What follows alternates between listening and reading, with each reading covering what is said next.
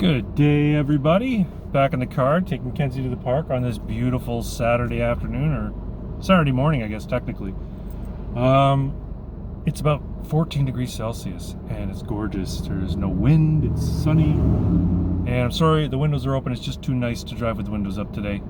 Plus, Kenzie likes sticking her head out the window from time to time. Anyway, today's video is about Canada's first prisoner of conscience, Robert Hoogland. I don't know if you're aware of this, but Robert Hoogland has been arrested for contempt and jailed. I shouldn't say prisoned, but jailed, because his 14-year-old daughter believes herself to be a boy, and he's been instructed by the court to only refer to her as a boy, to not to use her birth name, and use her preferred pronouns. And because he refuses to do that, in the family court, mind you, they put him in the prisoner's docket, even though he wasn't guilty of any crime at that point. And the judge referred to him as the accused in family court. And of course he was, when he said, "I refuse to, abide by this," he was locked up. So this is Bill, what is it, C-17, rearing its ugly head. Canada's become essentially, no different than the CCP for, jailing people for going against the orthodoxy. It's absolutely insane. It blows my mind. Now, I guess this guy's been in the news for a while, but this is the first time he's ever been jailed for saying that his biologically female daughter is in fact a girl, and he wants to refer to her by her birth name. I was reading a little bit about the background of the case. So apparently, when she was a teenager, she was hanging out with a bunch of boys and she was getting into trouble. And so she went and spoke to the school counselor, and the school counselor suggested that she see a psychiatrist for her underlying issues, and before long, she changes her name. She's on testosterone. Like, she's referred to the endocrinology department at the hospital so she could be given testosterone at 14. And for all I know, it happened at 13. I don't know. But this is absolutely insane.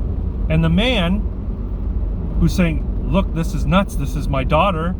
Her name is whatever her name is." They don't put that in the paper or in the story. And I refuse to call her by this name that she's made up for herself. It's funny. Back around 9/11, I know I'm really throwing things back here, but back around 9/11, when, all of the new atheist thinkers became very vocal about, the dangers of religious extremism and how it was going to cause misery, and it was going to, turn the world on its head, and then something needs to be done about religion, and all these books came out, End of Faith, and God is Not Great, and Richard Dawkins' book, put up the windows a little bit so you can hear me a little bit better. So I was reading those books, I consumed them like they were nachos, and I was like, yeah, maybe one day we'll have a secular society. Maybe one day we'll have a society based on science and reason, and secularism, and secular humanism, and maybe then the world will be, a better, more peaceful place. This is that world. This is the world of the secular humanist. It's no different than any religious fundamentalist, theocracy. It's a atheist dogma. It's an atheist pseudoscience secular humanism. The idea that science and medicine can cure all ills, and all you need to be better with yourself is to be given hormonal drugs so that you have a better outlook on life, or you have come to a better understanding of who you are.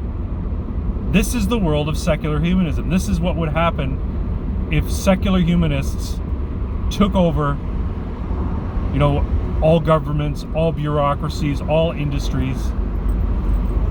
This is the type of world we're in right now. And that's funny coming from me because I'm an atheist. And I never thought I'd say this, but boy was I wrong. I mean, I say boy was I wrong a lot, but on this particular thing, I thought, a secular humanist sort of world philosophy, being the predominant philosophy, would make the world a better place. Now, you might come back and argue, well, this isn't secular humanism. This is the end result of secular humanism. This is the end result of people putting faith in doctors and science, even when the science is dubious, and putting faith in bureaucracies, putting faith in government. I mean, the fact that people have been locked inside their homes for the better part of a year and not been able to go out to restaurants or theaters or hang out with their friends or visit their elderly family in the nursing homes, that is a result of secular humanist ideology run amok and government bureaucracy taking over people's lives. And on top of that, you add the social justice movement and the woke culture, the wokerati. I'm not going to call them social justice warriors anymore. I'm going to call them social justice mafia. And that's what we should have been calling them from the beginning, because that's how they act. They act like a mafia. They're way more effective than the religious extremists of the 1980s trying to get records banned and trying to get, comic books banned and trying to get, video games off the shelves. They're way worse than that. They're way more effective. I mean, they have social media at their disposal, but the point is, it's the social justice mafia, the wokerati, that are determining who can work, who can speak, whose opinion is allowed to be heard. This is the end result of a secular humanist worldview insinuating itself into all aspects of our culture, our government, and daily lives. Yeah, I can still drive and take my dog to the park, but I got to be careful what kind of conversation I have with my friend who's walking their dog. Otherwise, the wokerati will come and get me. I got to be careful about saying certain things about Dr. Fauci or the pandemic or a person's preferred pronouns. Otherwise, I'll lose my job. And I don't want to live in a secular humanist theocracy.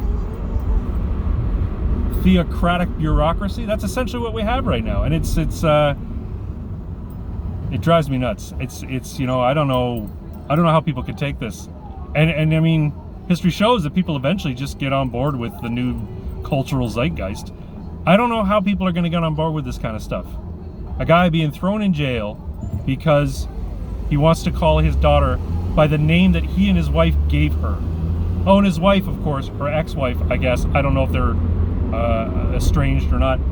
She, of course, is on board with this gender affirmation that this 14-year-old girl,